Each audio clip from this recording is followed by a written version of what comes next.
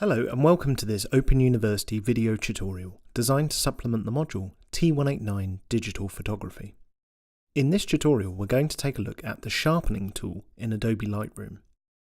The Sharpening tool allows you to increase the perceived sharpness of details in an image. To demonstrate the tool, I'm going to start with this image of some colourful leaves against a bright blue sky. I like the image, but I think it could do with a few improvements, perhaps some cropping, and an increase in vibrance will definitely work well. There we go, that looks good. At these kinds of smaller viewing sizes, photos rarely look like they need any sharpening at all. Here we're set to fit, so the image is being viewed at less than 100% magnification. The image generally looks very sharp. The key areas of detail are the in-focus leaves here, and they look good. However, when we zoom into 1:1, you might be able to see that we're lacking a little bit of critical detail in the leaves. They look a little soft. Causes of this softness can be related to bad focusing or camera shake, but in this case neither of those are the cause. It's simply a subtle softness caused by the imperfection of the camera lens. So, when viewing at higher resolutions or when printing your images, some sharpening is often required to enhance some of these details. The sharpening tools are located in the right-hand panel down here in the Details panel. The tools themselves are these 4 sliders here, but firstly I'll just explain the purpose of this preview window. We can use this window to select a section of the image to preview the effect of any sharpening adjustments that we make. We can either move it around in the window like so, or use this target tool here, which will allow us to click on a specific section of the image.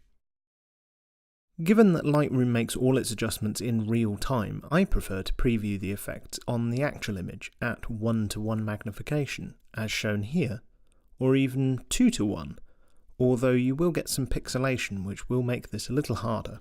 So I'd normally advise using 1:1 in the main window, rather than using the preview window here, but it's up to you. So for me, the areas that need sharpening are the veins on the leaves, and that's where I think most people would expect to see a good level of detail.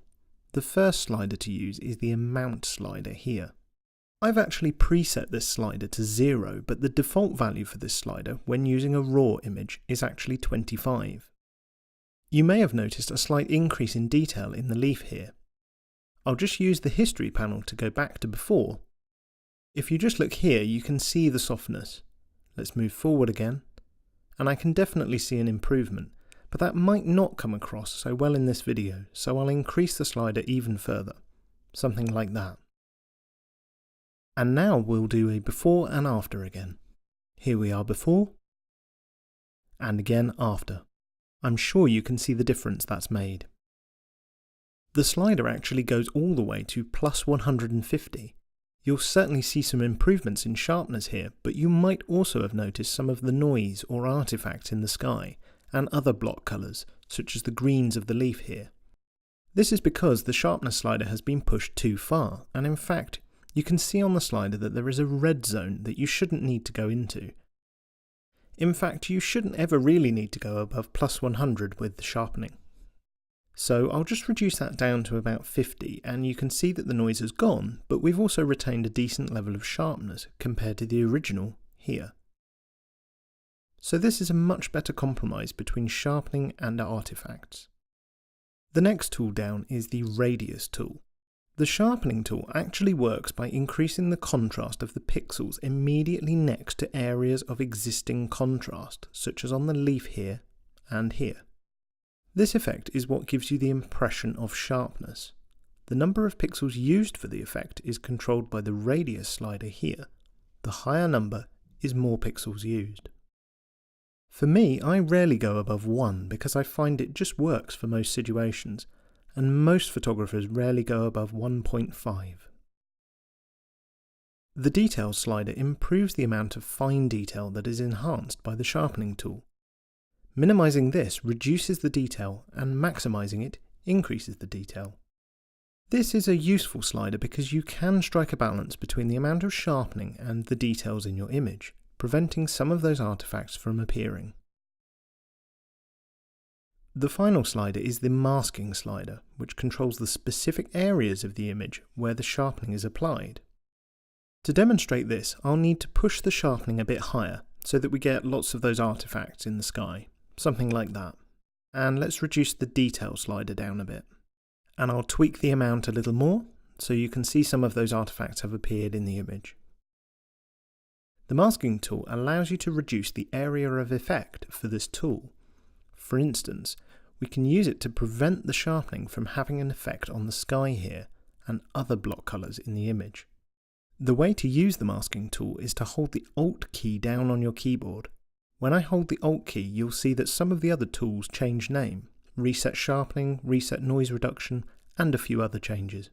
Don't worry about these, just hold the Alt key and click the masking slider.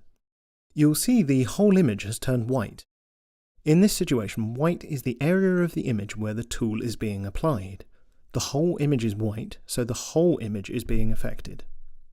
When I drag the slider to the right, you can see that we start getting some black areas. The black areas are those parts of the image that have been masked out, or where the tool will no longer apply. So think of this just like using masking tape before you paint a door frame. Masking it prevents the tool from being applied. I'll just increase that some more, trying to get all the white to leave the sky, and release when done. You'll see how the artifacts in the sky have been reduced significantly. Let's just look at before we applied the mask. Here's those artifacts again. And afterwards, the artifacts have gone. I can push it further still, and you can see that very little of the image is now being affected by the sharpening tool. I'll just try to reduce it from affecting the block colours in the leaf, as we're only interested in the veins. One of the problems here is that you have a large area of contrast here, along this shadow, and a lot of noise has built up, spoiling the overall effect. So the masking tool isn't 100% reliable in these situations, and the only real solution here is to reduce the amount of sharpening. You might be able to increase the detail slider to get some detail back, but it's a real balancing act. But overall, the masking tool is very useful for reducing the artifacts that might be introduced by sharpening. I want to move on to my next image here, which is another shot of some leaves. This image is a JPEG image, and I want to show you how the Sharpness tool defaults to 0 for the amount of sharpening for JPEG images. This is because the sharpening in a JPEG image is applied in your camera as soon as you take the photo. RAW images have no sharpening applied in the camera, and that's why Lightroom defaults to 25 on the amount slider for those kind of images. This doesn't mean that sharpening isn't possible on a JPEG, just that your JPEG might already be more than sharp enough. Let's zoom in and take a look here. I'll increase the sharpening first of all, maybe somewhere around there. You can see that we've improved the amount of detail in the leaves here straight away. I can toggle the sharpening on and off using this switch here, so you can see the effects of this. Here the sharpening is off, and now the sharpening is back on. For situations like printing, some extra sharpening can be really useful. Of course, you still need to be just as careful of introducing those unwanted artifacts, possibly more so in a JPEG image. That completes this tutorial. Why not experiment with the sharpening tool on your own images and see what effect it has? Be careful not to go too far with the tool, and remember that subtlety is key.